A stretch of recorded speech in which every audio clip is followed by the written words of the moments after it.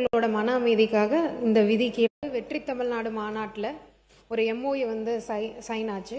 சுஸ்லான் என்ற நிறுவனம், அதே நிறுவனம் வந்து ஆந்திராவில் கிரவுண்ட் பிரேக்கிங் பண்ணாங்க ரீசெண்டாக.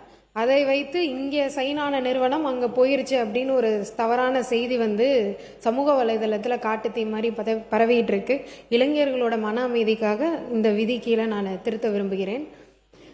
2006ஆம் ஆண்டு கோயம்புத்தூரில் சுஸ்லான் நிறுவனம் தனது உற்பத்தி நடவடிக்கைகளை தொடங்கியது. காற்றாலை எரிசக்தி துறைக்கு தேவையான foundry costings and control panel மற்றும் கியர் பாக்ஸஸ் ஆகியவற்றின் உற்பத்திக்கான வசதிகள் அங்கு அமைக்கப்பட்டிருந்தன. 2011 முதல் 2020ஆம் ஆண்டு வரையிலான காலகட்டத்தில் கண்ட்ரோல் பேனல் மற்றும் கியர் பாக்ஸ் உற்பத்தி உள்ளிட்டவற்றிலிருந்து படிப்படியாக விலக்கிக் கொண்டது.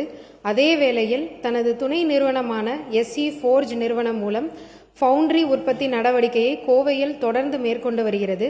தமிழ்நாடு அரசின் தொடர்ச்சியான மற்றும் முனைப்பான முதலீட்டு ஈர்ப்பு நடவடிக்கைகளின் விளைவாக சுஸ்லான் நிறுவனம் தற்போது மாநிலத்தில் தனது உற்பத்தி நடவடிக்கைகளை மீண்டும் விரிவுபடுத்துவதில் உறுதியான ஆர்வத்தை வெளிப்படுத்தியுள்ளது.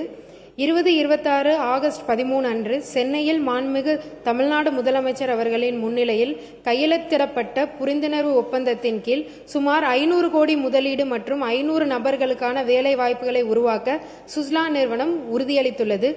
மேற்படி முன்மொழியப்பட்ட விரிவாக்க திட்டங்களில் கோயம்புத்தூரில் காற்றாலை எரிசக்தி துறைக்கான கண்ட்ரோல் பேனல் உற்பத்தி ஆலை அமைத்தல் மற்றும் தூத்துக்குடியில் உள்நாட்டு மற்றும் ஏற்றுமதி சந்தைகளை இலக்காக கொண்டு வின் பிளேடு உற்பத்தி மேற்கொள்ளுதல் ஆகியவையும் அடங்கும். ஆந்திர பிரதேசத்தின் அனந்தபூர் மாவட்டத்தில் சுஸ்லான் நிறுவனம் மேற்கொள்ள உள்ளதாக சமீபத்தில் தெரிவிக்கப்பட்டுள்ள சுமார் 10,500 கோடி முதலீடு காற்றாலை மின் உற்பத்தி திட்டங்களுடன் தொடர்புடையதாகும். இதில் சமீபத்திய solar energy corporation India limited ஒப்பந்தங்கள் மூலம் டாடா பவர் மற்றும் இதர முக்கிய மின் உற்பத்தி நிறுவனங்களுக்கு ஒதுக்கப்பட்ட காற்றாலை மின் உற்பத்தி திறனுடன் தொடர்புடைய திட்டங்களாகும்.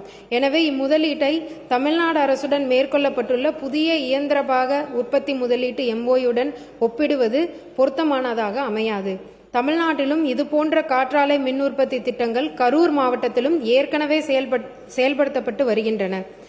SECI ஒப்பந்தங்களின் மூலம் டாடா பவர் மற்றும் JSPL பெற்ற திட்டங்களை சுஸ்லான் நிறுவனம் தமிழ்நாட்டில் செயல்படுத்தி வருகிறது.